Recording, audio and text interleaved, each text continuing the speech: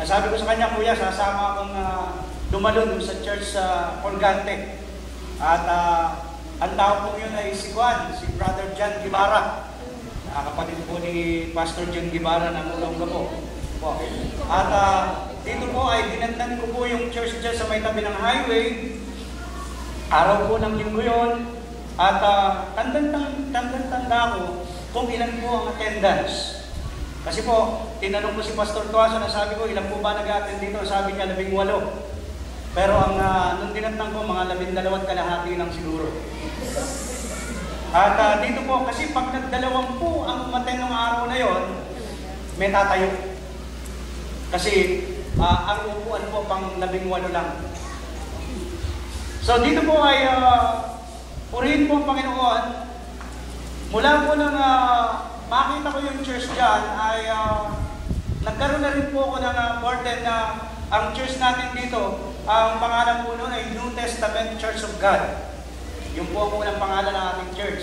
No? Kaya hindi po ako guest speaker, taga rito ako talaga. At dito po ay pagkaraan po ng mga ilang mga panahon na alam ko na tama po ang aking motibo pero mali ang aking kaparaanan. Pero alam ko na yun ay kalooban ng Diyos na dito po ay nagkaroon po ako ng mga bagay na sabi ko kay Pastor Tuason. Sabi ko, Pastor, magsilbi po niya akong mag-MSEN. Nagpresenta po ako, magsilbi po niya akong mag-opening prayer, magsilbi po mag-song leader ko. Kasi po nung panahon na yon ay umaawit po kami ng mga awiting praise and worship.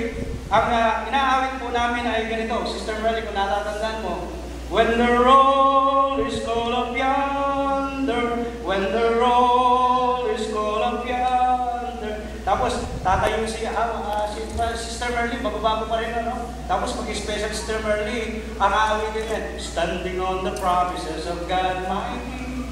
Praise the Lord. Yan na ba ako patanda? No? So dito ay nakahawak na ganyan ng aming mga kamay, hindi kami pumapalakpak. At dito po ay hindi ko alam kung paano ko aakayain sila Brother Rubin dito kasi sa JIL ang saya. Minsan nga po niyaya ko sila Ate Karin at sumama po ang aming bayo si Kuya Darding. May inaawit po kami isang awit ay sabi niya, siya'y darating, siya'y darating. Sabi po ng aking Kuya Darding, di nung panilayan yun. Sino yung hintay niyo? Sabi niya. At dito po ay talagang po. At dito po sa tulong po ng Panginoon, napasok po ako sa School of Evangelism 1985. At lahat po ng mga nangyayaring galaw ng Panginoon sa JIL ay purihin po Panginoon na naikuha ko po dito sa Colgante. At nung talagang pareho-pareho na, nagpunta po ako kay Brother Ruping at Sister Adeline. Sabi ko, Ate, Kuya, gusto ng pastor namin magkaroon ng Bible study rito pero wala po sinasabi si Pastor Tuaso. Tapos nung tumango po sila, kinausap ko si Pastor Tuaso. Sabi ko, Pastor, mayagap po Bible study masantong. Alam po na mali po yung kaparaanan pero ginamit po yun ng Lord para dito po magkaroon ng great revival sa New Testament Church of God. At dito po, January 1986, ay nagpapagawa na po ng bagong church doon sa tabing highway. Kasi po, hindi na po kami kasya. Praise the Lord. No?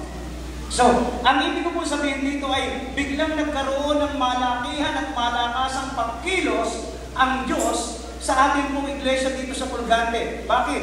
Kasi po, meron pong mga tao na dinala ang Lord dito, tumayo upang, sabi nga po, yung katuwiran ng Diyos ay may panaganap. At dito po, nagbunga po yun ng pagpapanibagong lakas at pagpapanibagong sigla. At nakita ko po, napakarami ng walang mananampalataya ng oras na yun sa lugar na ito. Nagsibalik po silang lahat. Ano po? So, purihin po, Panginoon, nagkaroon ng isang revival. At alam niyo po, nakakalungkot man sabihin, ang dinatnang kong lupa dito sa Colgante, isang tigang na lupa. Praise the Lord. Isang fallow ground. No? Pero yung tigang na lupa po na yon ay nabungkal.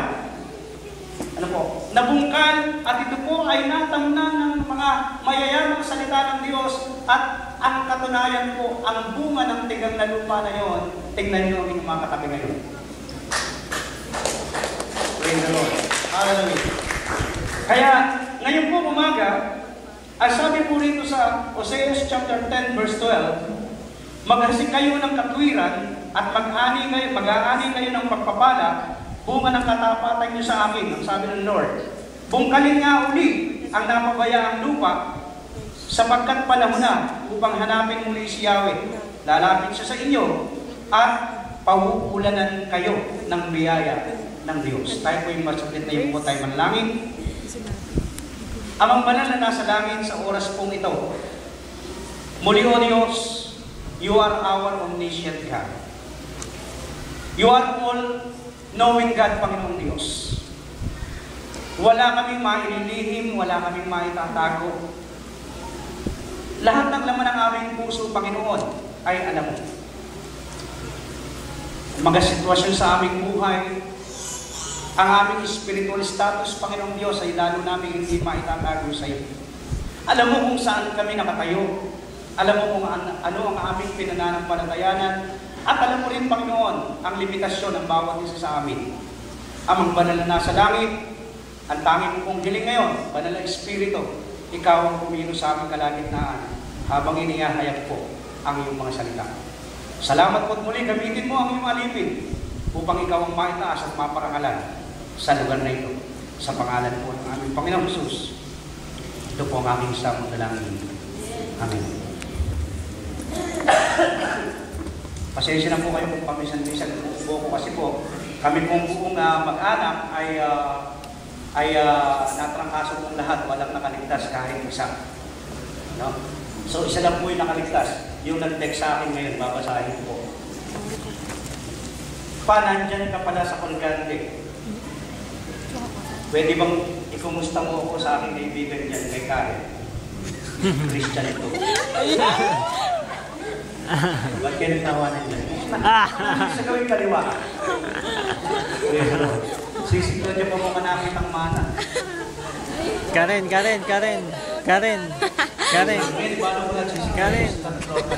harap ka muna. Grabe. Karen. Ito po yung nag-text sa akin ng anak ko kanina. Karen, harap ka At muna. pinumusta po niya kayong lahat. Pero especially kay Karen. Hallelujah. So, purihin po ang Panginoon ngayong umaga ay, alam niyo po, Kamay. ang isang pong nakalulungkot na bagay sa buhay ng isang mananampalataya ay maging complacent siya sa kanyang spiritual life. No? Yung maging stagnant ang kanyang buhay bilang mananampalataya. Alam niyo po ba yung salitang stagnant? Ito po ay parang tubig po sa isang kanal na hindi umaagos. No? Hindi gumagalaw. At dito po, dahil stagnant po ang tubig, unti-unti bumabaho, nabubulok. At lahat ng po ay, ang nabubuhay na lang po doon, yung kiti-kiti na kalaunan, ay nagiging lamok. At dito po ay pansinin po natin na isang pang nakakalungkot na bahagi ng isang buhay natin bilang mananampalataya ay yung pagkakaroon po ng tinatawag na spiritual pride. No? At alam niyo po, marami pong mga winawasak ang spiritual na kataasan na dito ay pansinin po natin, lalo na po kapag tumatayo, sa amin po kasi meron kami mga prime 12, at pagka po meron kami mga pinatatayo sa aming mga prime 12, yung iba pong mga matatanda na raw, puno ng Kristiyano, ay para bang tumataas ang kilay na binunod naman, at dito po sabi niya, balo na yan. Alam mo na yan. No? Na para bang kapag walang title yung nagsasalita, ay parang mas marunong pa siya doon sa nagsasalita. Alam niyo po, madalas ko sabihin sa akin pong mentor lalo na po sa mga prime lord po namin, kapag ikaw ang pinatayo ni Lord, walang ibang higit na mas marunong pa siya sa iyo kasi ikaw ang pinatayo ni Lord. No? So, kaya pasensya na po kayo kasi ako ang pinakamarunong ngayon. Kasi ako ang pinatayo ni Lord dito. Praise the Lord. So, ngayong umaga po ay tingnan po natin na minsan hindi natin po napapansin na yung buhay po sinasabing gano'n na para bang sumasabay ka lang sa agos. No? Ilang taon na tayo mananampalataya, pero ang buhay natin ay bumubuti, lumalaon, bumubuti, sumasama kaysa dati. Na dito po ay makikita po natin na ang mga lupa pala ng ating puso, hindi natin namamalayan, ito ay unti-unti nang tumitigas. Ano po? Nawawala na yung ating sensitivity sa mga salita ng Diyos na ating naririnig.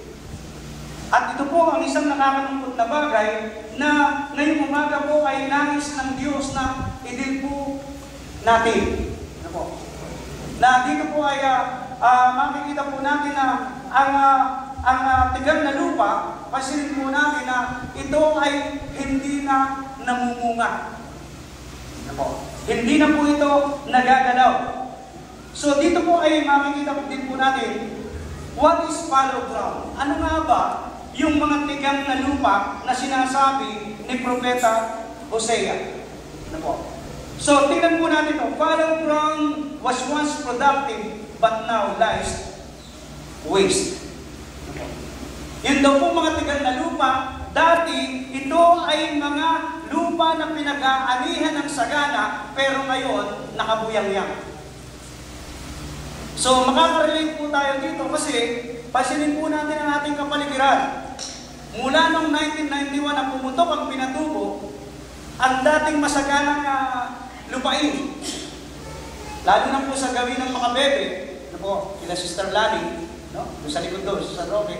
Dati hanggang doon, nagtatanim, nakikipagtanim kami, nakikigapas kami, pero ngayon, lalo na sa panahon ito, puro tubig na lang ata yung likuran ninyo. Di ba, Sister Lani? Na dito po ay dati, napaka-productive ng lupa na yun. Makipalit kami ka rin, makitanim kami. Nung ating dadara, mamarong ko, kaya mamagpag ko. Yan po. Pero ngayon po ay wala na po. Halos hindi na mapakinabangan ang mga lupa na nakabuyang-yang na lang doon. At minsan po ay balikan po natin, balikan po natin ang ating spiritual na buhay mula nang tayo maging mananampalataya. Ako po ay natutuwa kasi nakita ko si Sister Merlin nagsosong lead. At sana naman, wag naman siya ang laging song leader. Hello, mga young people. Gising pa ba kayo? Kasi malakas ang aking radar. No? Ang gusto ng mga young people dito, puro backup. Tumayo kayo dito sa harapan. No? So, nakikita ko po na dito po ay naalala ko ang sinabi ni Caleb. Pero hindi naman po ganito katanda si Sister Merlin. Kasi, ang sabi po ni Caleb kay Lord, pagkaraan na mahigit na 40 taon, ang sabi niya, ang lakas ko, Panginoon, ay katulad ng ako ay 45 pa. E nung sabihin po niya, 85 years old na si Caleb. No? Ibig sabihin, mula nang tawagin ng Diyos si Caleb, dun pa sa Egypt, no? Para makasama sa mga lalabas sa pagkaalipin sa Egypt papunta sa lupang pangako. At dito po, nasa lupang pangako na po sila at gusto ni Caleb na maranasan na niya at matanggap na niya yung kanyang ang kanyang bahagi sa lupang pangako. Sabi niya, Panginoon, malakas pa ako. At dito ay hinayaan siyang buhay at malakas ang Panginoon para maging, sabi nga, ay mapakinabangan, makita, matikman, makain ang pinagpaturan ng kanyang pananampalataya. At dito po ay nakita ko po na bata pa po si Sister Merlin. Pipa lang yan. Okay. Pero alam ko, matanda ako ng 6 na taon yan. Ako po ay 26 pa lang. Okay, kay Lord. Nawa po yun, 1984 po. Okay. So, dito po ay nakikita ko na hanggang ngayon, andudong pa rin yung kanyang zeal, ang kanyang init sa paglilingkod. Pero dito po ay makita po natin na hindi po, alam ko rin po ang mga pinagdaanan niya at halos pareho po kami ng pinagdaanan. Dumadaan din po kami sa mga bahagi ng aming buhay na minsan parang ayaw na namin. Ayaw na namin maglingkod sa Lord. Actually po, way back 1989, gumawa po ako ng isang resignation letter sa mga bebe. Noong ako pa pong nagpapastor, sabi ko, Panginoon, ayoko na. Kasi po, andun yung mga maraming pagsubok. At dito po ay, pero hindi po pinabayaan ng Lord na mangyari yung mga ganung bagay. Kasi nga po ay makikita natin na meron pala siyang magandang plano para sa aming buhay. So dito po ay tingnan po natin na dito po ay makikita natin na nakikita ko napakarami natin ngayon. Pero alam niyo po ba kung tayo po ay talagang magbibilang lamang, no? Ang bilang po natin ngayon ay konti. Konti po tayo ngayon. No? Hindi ko po binibilang yung mga na-pioneer ng church dito. Ang alam ko po ay Life in Jesus, Church of God Makabebe, Palimpek, Masantol. Ano pa bang? Meron pa bang isa? Ang alam ko kasi pati yung Bebe Mato ba yun? Bebe anak. Ang alam ko pati yung kasama, no? So dito po ay makita po natin na hindi po dahil sila ay napunta ron. Pero kung bibigyan po natin ng bigat ang aming sinasabi, ay makikita po natin na baka yung 4 o 5 church na yun na na-establish ay nadoble na, tapos doble pa rin ang bilang ngayon. Pero bakit kumunti po? Kasi po, maraming mga puso ng mga mananampalataya naging tigang na lupa. Nawala yung kanilang mga dating pag-ibig, yung mga unang pag-ibig, nawala ang kanilang seal sa paghayo.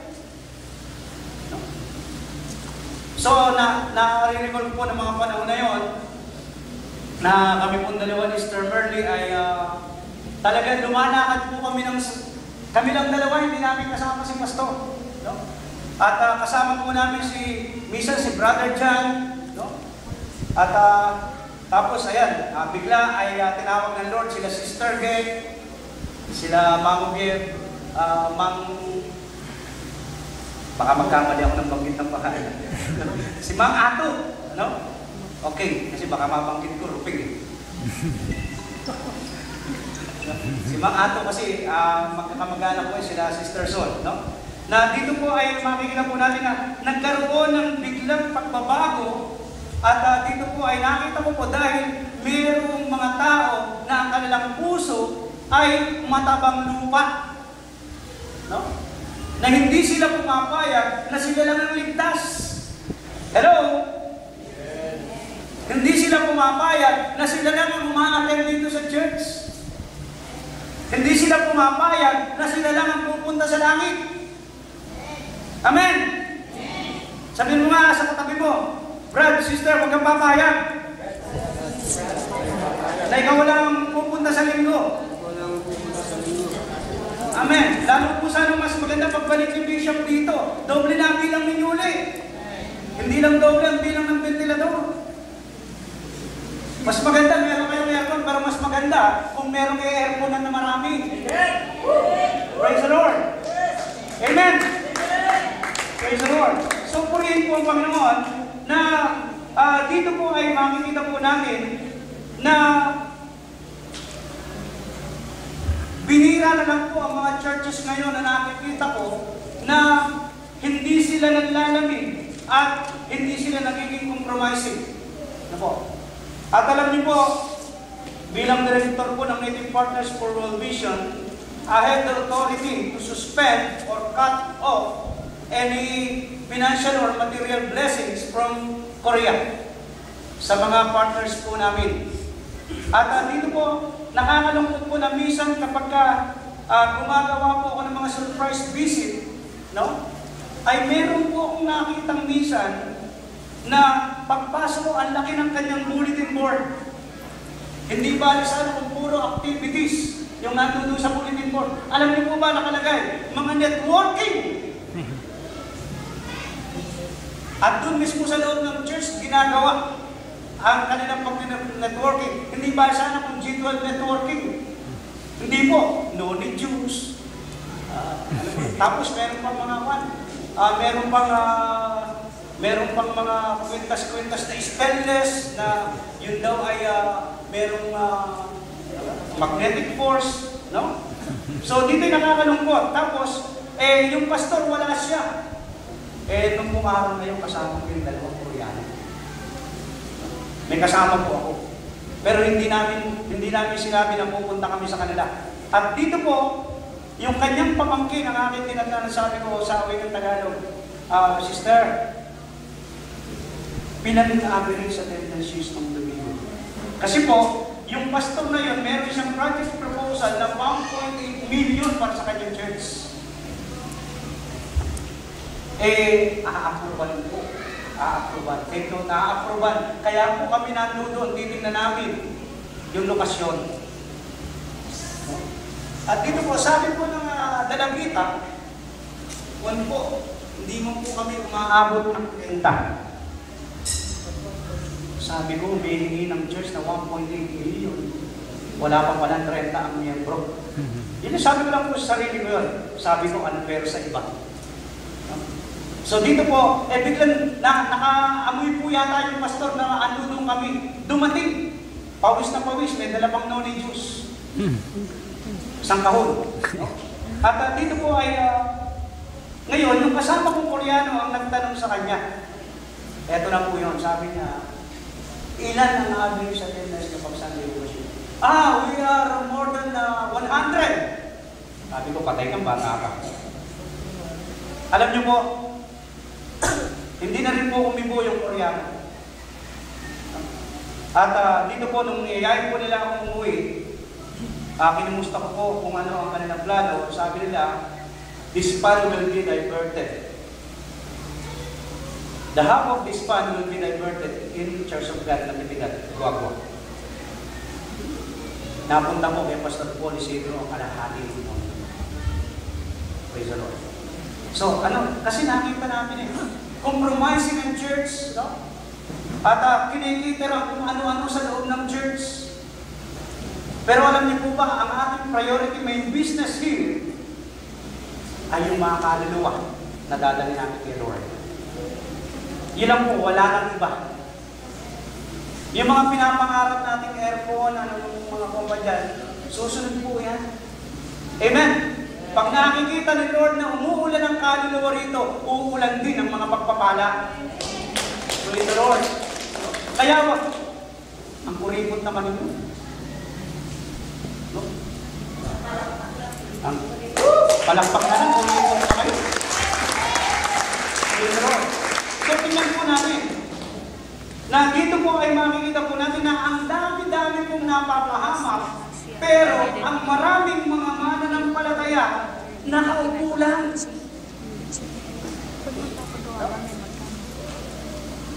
Actually, mahigit na 30 taon na ng presenter. Mahigit na 30 taon na rin ipinapangaral yung Bowie of the Nation. Pero ang tanong, anong klaseng lupa meron ang puso mo sa tuwing ipapangaral ito? Hindi ba tigang na lupa? Hello? Kaya nga po dito ay makikita po natin na nakakalungkot makita at nakakalungkot marinig yung mga mananampalataya na dati-dati ginagamit mighty ng Lord. Tapos bigla makikita mo wala na sa Lord. Nakakalungkot po. Bakit? Nagkaroon po ng isang tigang na lupa. Nagkaroon ng tagtuyot sa kanyang buhay bilang mananampalataya.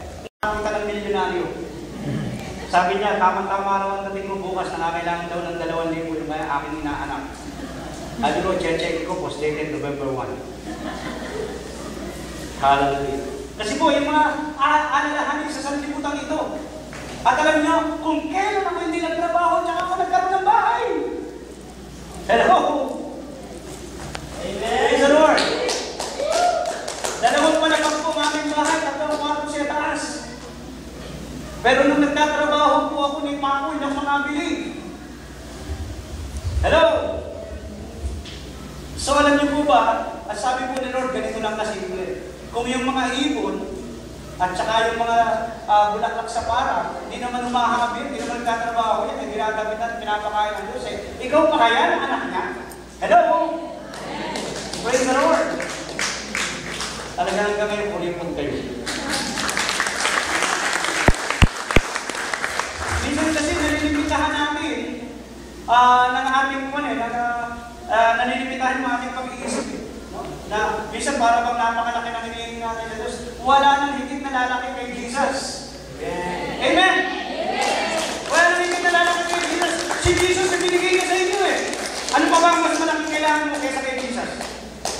Na hindi niya kaya bibigay. Praise the Lord! Diba? So huwag na po tayong mabalisa. At dito po ay, bakit po huwag na tayong mabalisa? Kasi yung mga kinababalisa natin, yan ang nagpapatigas sa ating puso. Minsan kahit linggo, hindi tayo dadalo, hindi tayo sasamba kasi iniisip natin meron tayong kabalisahan. Nakakalimutan natin ang mga pangako ng Diyos. Hanapin mo muna ang kanyang kaharian at katuwiran at ang lahat ng bagay, lahat ng kailangan mo, idadagdag niya sa iyo. Hallelujah! No? So minsan ay meron akong nakakausap, sabi niya, yung mga pagpapalang ito, ibigay ng Panginoon, kaya hindi ko ito pwedeng pabayaan kahit araw ng linggo. Pagka ibinigay ng Lord, siya ang mangangalaga nun, hindi ikaw. Hello? Praise the Lord. Kaya nga po dito ay makikita po natin na dito po ay the deceitfulness of riches causes wrong priorities. Tingnan po natin yan. Nagkakaroon tayo ng mga wrong priorities dahil sa paghahanap natin. Hindi masama ang yumaman. Gusto ng Diyos, yumaman tayo. Amen. Kaya lang, yung maling priority, alisin natin. Hello? Alisin natin yung mga maling priorities. So, purihin po ang Panginoon. At dito po, idolatry replaces total dedication in the Lord. Minsan, nagiging wala ka lang ang ribulto. Minsan, yung mga bagay na nasa buhay mo naman, nasa bahay mo, yun naman ang mga idolatry mo. Hello? Diba? Then, fallow ground produces the root of bitterness. Yung tigang na lupa, yung mga matitigas na puso, ang nagbubunga po ng ugat ng mga kapalitan sa ating buhay. Hello? Kaya nga po, dito ay, sino nakakaalam ng awitin ni Bitoy? Yung sinaktan mo ang puso. Diba? Nandito po ay makikita natin, marami sa mga naging broken-hearted, ayaw nang umibig ulit. Totoo po ba yun? Yung mga nasaktan, ayaw nang umibig ulit. Totoo po yan. No? At dito po ay makikita natin na maging sa mga pag-ministry po, minsan sino ba yung nag-song leader dito na unang banat niya, simptonado talaga ang dating. Tapos biglang pinagtawanan, tapos ayaw nang mag-song leader ulit. No? So, dito may makikita po natin na meron kasing mga root of bitterness sa ating puso. No? May mga tampo-tampo. Hello, ang anak ko, wala nang Kristiyano magtampuhin eh. Hello? Alam nyo, yung mga matatandang Kristiyano dito, bilib na bilib ako sa kanila. Kasi hanggang ngayon, nandito pa sila. Matandang Kristiyano. Okay, matandang Kristiyano. Matandang Kristiyano. Di ba sa kadali?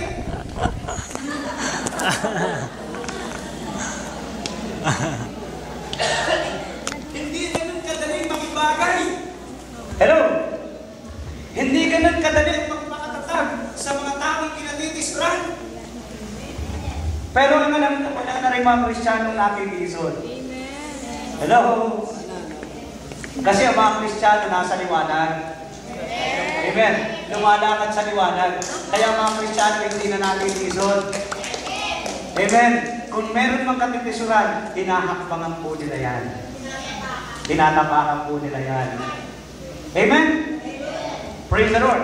Kaya, yung mga kapaitan na yan, sabi ni Pablo, forgetting all things that are behind. Amen po ba? Ilagay mo na lahat ng mga nasa likuran, kalimutan mo na lahat yun. At magpatuloy tayo sa pagtakbo patungo sa hangganan ng pagkatawag sa atin ng ating Panginoon sa Kristo, ang buhay na handog sa langit. Baka mamaya yung kapaitan ng puso mo ang maging hadlang. Baka yan ang baitang na nawawala. No? Baka yan ang baitang na naputol para hindi ka uli makabalik sa presensya ng Diyos. Hallelujah. So, ako po, alam nyo, sa akin pong karanasan, may mga kapaitan din po akong naranasan. At dito po ay, hindi ko po nakakalimutan ang aming ministry. Hindi ko nababanggitin kung saan. Bahala na kayong manghula kung saan ito. Pero doon sa mga well-acquainted po sa ministry ko, alam nila kung saan ito. So dito po ako po ay, sa Diyos po ang kapurihan, napakasipag ko pong pastor. Masipag po akong pastor. At dito po, lalo na po ako nung mga panahon na yon, mula Lunes hanggang Biyernes, meron akong Bible study. Pagkatapos ko magtinda ng mani at saka morning paghapon, ang pinakapahinga ko po magturo ng salita ng Diyos. Pero alam niyo po ba, 10 taon na ako nagpapastor, hindi dumadami yung miyembro. Ang dami naman mga naliligtas sa mga Bible study. Ang daming tumatanggap. Nakiyamandala ka yung church. Kasi pala, itang metong ang miyembro. Yung mga naliligtas, yung mga tumatanggap kay Kristo, sabi niya, yun, dadala kayo ni kay kami. Kolganti yun, dala. Kali ko punta, masabi niya yung pastor may karin maputi yun. Yung pastor may karin tuling yun. At saka itang pastor may karin, yari ang nakakamtan. Yung pastor may karin magdayang man yung pumbalik. At saka, alalang pegaralan. Nako, sino kaya? Totoo po yung sabi ni pastor, pero meron naman, grade 6 naman ako, no? Grade 6 naman ako. Okay. So, alam mo po, napakasakit na. Hindi raw niya ako matanggap bilang pasto dahil wala daw po akong pinagdaan. Masakit po yun. Pero alam niyo po ba, hindi ako nagtanim ng anumang galit. Ang sabi ko sa kanya, kung ayaw mo sa akin, hindi ko sinabing ayaw ko rin sa'yo. Aalis ka lang kami dito sa inyo, maghahanap kami ng lilipatang lugar. And the next is history. Nakita niyo naman po ang church sa Makabebe ngayon, isa sa pinakamalaking church dito sa area natin. Amen po ba? Praise the Lord. Hindi po ako nagtanim ng anumang sama ng loob. At dito po, bagkus pinag-pray ko yung mag-asawa ko yun. No? At alam niyo po, mula po ng marinig ko yung masakit eh. Actually, humanly speaking, grade 6 lang daw. Kaya po minsan, akala nila, nagsisinungaling ako dito sa pulpito eh. Talagang grade 6 lang po tinapos ko. Kaya lang po valedictorian po akong graduate. At andito po yung mga ilan sa mga ginagawa ko ng homework. High school pa po sila. Meron po akong pinsan po na ginawan ko po ng thesis sa Art of Argumentation and Debate. Yung pong final exam niya ng 4th year, hindi na po siya exempted na po siya. Ako po ang gumawa nun. Kasi binigyan tayo ni Lord ng katalinuhan. No? So, purin po ang Panginoon na dito po, naging challenge po sa akin yun. Imbis na magmukmuk ako. Pero sabi ko nga kanina, humanly speaking, ang aking reaksyon, pinuntahan ko siya rito sa pagkante. Sabi ko kay Pastor Taso, Pastor, puri kayo kakasabit ang balukat ka.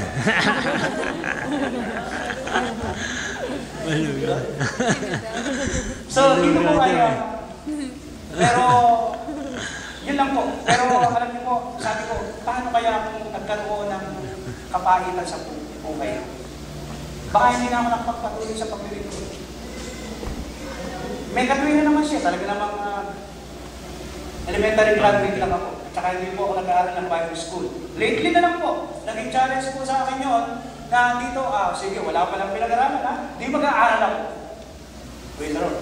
At nung po pa lang mga nag-aaral po sila Pastor Roger sa Bible school, nagkakaroon po ng mga summer classes na libre. Sige, puro Amerikano teacher. Pasok! Hallelujah! At lahat ng seminar, ina-attendan ko. Ngayon po, hindi nyo na masasabing hindi ako nag-aral. Ang dami kong pinag-aralan. Hallelujah! Bakit po? Sabi ko nga po ay, ayaw nilang minsan maniwala. Tapos, bishop na yan. Baka naging bishop. So, alam niyo po, purihin po ang Panginoon. Alam niyo, malaki ang pasasalamat po sa taong yun na hindi tumanggap sa akin. Hello?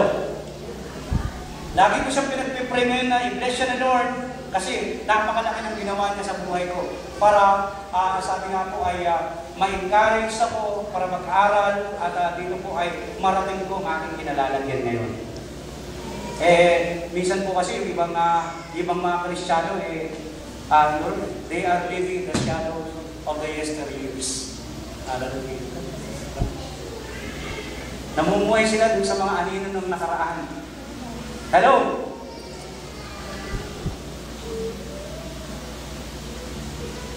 Wala. Yung pa kayo nilo gusto nga ngagin ka na. Kasi kung di ganun, may asawa ka na rin din. Praise the Lord. So, purihin po ang Panginoon. Father, pride is often the result of apathy and laziness. Yung pong tigang na lupa, yung tumitigas na lupa ay pangkaraniwang bunga ng katamaran. Hello? Tamad manalangin. Tamad magbasa ng salita ng Diyos. Alam niyo po sa aming prayer warrior, hindi ko po tinatanggap yung mga prayer request ng spiritual strength. Pag po ganun na ang pinadala mo sa prayer warrior, ibabalik ko sa iyo.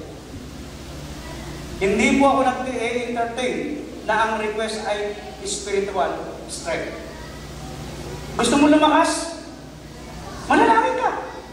Gusto mo lumakas? Magbasa ka ng salita ng Diyos. Mag-meditate ka. Gusto mo lumakas? Sumamba ka. Gusto mo lumakas, magpatotoo ka. Amen? Amen. Hindi ka magmumukmuk sa isang sulong. Hello? Amen. Diba? Gusto mo lumakas, mag-exercise ka. Ganyan lang din po sa spiritual. Tama din. Slothful Christians are slow to do what God has commanded. Yung mga timad-tamad na Kristiyano, napakabagal sumunod sa utos ng Diyos. Ang dami mong iniisip. Di po ba? Ang daming dahilan, ang daming iniisip na mga bagay. No? Ang mga tamad ng Kristiyano hold back from service for the Lord. No? Yung mga tamad ng Kristiyano humihinto at ayaw magpagamit kay Lord. Alam niyo ba na nagsasangitan pa ako sa church ang ganyan? Hello? Pero yung pong aking mga anak na dalaga, puro worship leader. Hallelujah. Minsan magugulat ang mga miyembro, makikita nila ako na, andito ako back up. No? Tapos, niya pag preaching time, andito ako ang nag-preach. Praise the Lord. Kung alam nyo, lahat tayo magamit-gamit sa Diyos. Amen. Ito po, may Barnabas ministry, hindi po Barabas. Mula po kaninang umaga, inaalala nyo kayo ng pag-aasikaso. Inihintay yung check-in.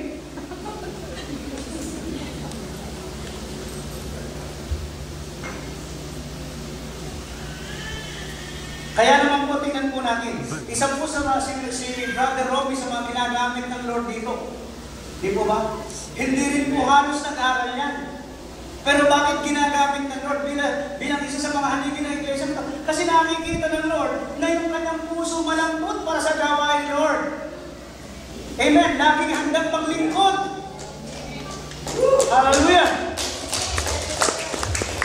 Purihin po ang Panginoon. Di ba? Slothful Christians find excuses for not getting involved. Alam nyo, lumang tugtugin na yung mga dahilan na yan eh. Panahon pa ni Moses yan eh. Diba? Sabi ni Moses, anong dahilan ni Moses? Utan po ako.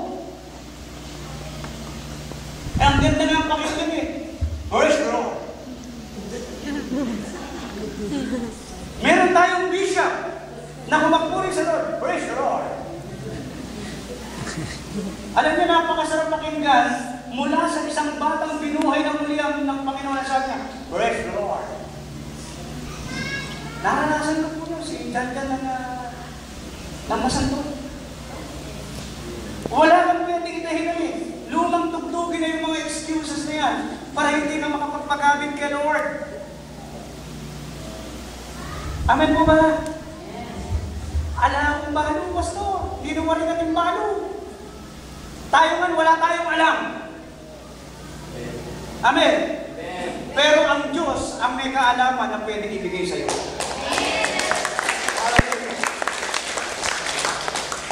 Purihin ang Panginoon na dito po ay huwag na tayo magdahilan. Ang sabi ni Jeremiah, bata pa po ako. Hello? Merong isang 8 taong gulang ginamit ng Diyos bilang hari ng Israel. Hallelujah. 8 taon pa lang siya. Nilagay na siya bilang hari. Batang-bata. Pero si Hari Josiah, ang isa sa pinakamatinong hari ng Israel. Hallelujah. Ilang taon ang tawagin ni Lord? 8. Hallelujah. Kaya huwag mo idadahilan yung edad mo. Bata ka pa, o kaya ay matanda ka na. Kahit matanda ka na, marami ka pang magagawa. Amen! Amen! Hindi ka na makakagawang pisikal, pero yung spiritual mo gagana.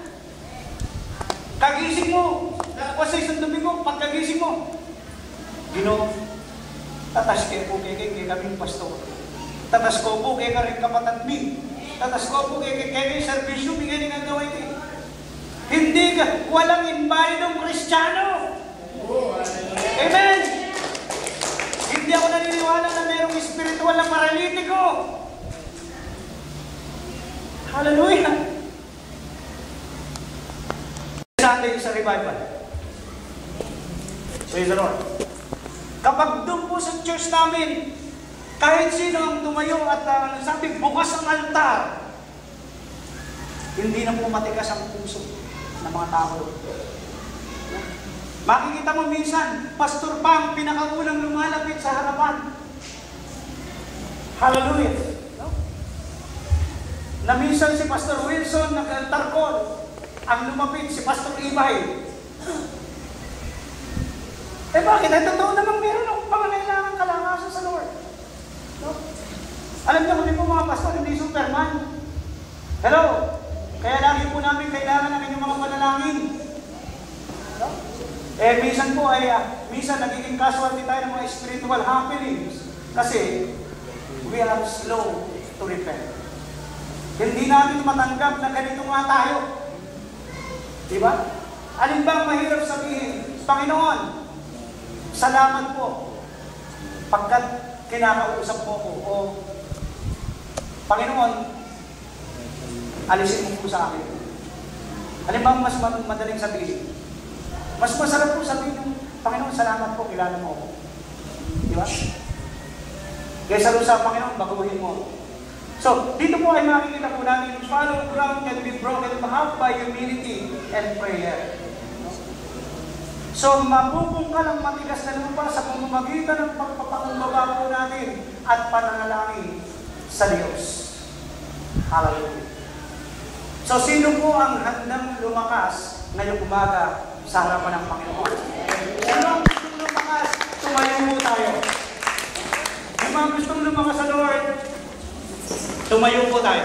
Ang sabi, alisin natin yung ating mga spiritual. Pwede bang mahiram yung praise and worship team?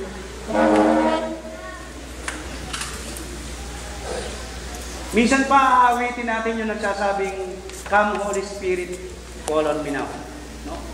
At kung ito ang awitin ng iyong puso, habang inaawit mo ito, lumapit ka dito sa harapan. No? Kung sinasabi mong, I need your anointing, come with your power. Kung tunay na nanggagaling sa puso mo yon, just come forward.